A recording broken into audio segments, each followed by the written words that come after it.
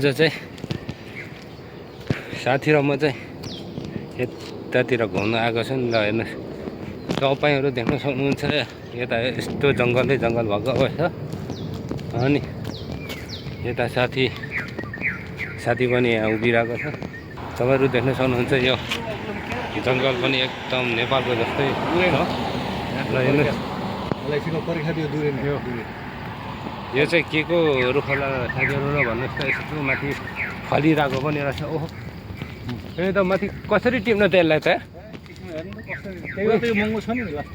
यता यहाँ पनि रहेछ नि त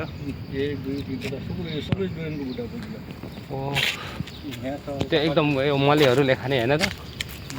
यो लिची पनि रहेछ नि त ल साथीहरू यता यो लिची पनि फलिरहेको रहेछ ओहो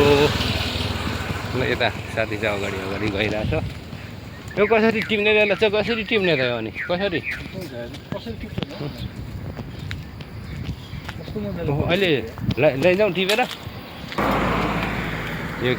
यता यस्तो यो दुरेन पनि फलिरहेको रहेछ हो धेरै यता साथी अगाडि गइरहेको छ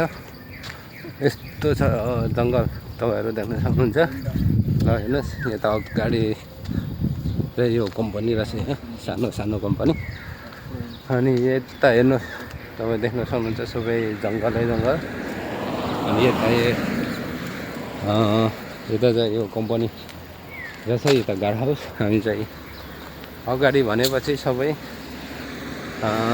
जङ्गलै जङ्गल भएको अवस्था है त साथीहरू यता ओ मेरो गड कति ठुलो जङ्गल हो यता ल हेर्नु त आज चाहिँ खतरा बुट्टा रहेछ यो हेर्नु न यो रुख यो कति कस्तो ठुलो रुखहरू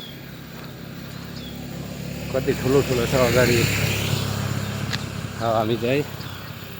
उता पुगिसकेपछि तल पुगेपछि घुमघाम एकछिन बस्ने अनि फर्किने साथीहरू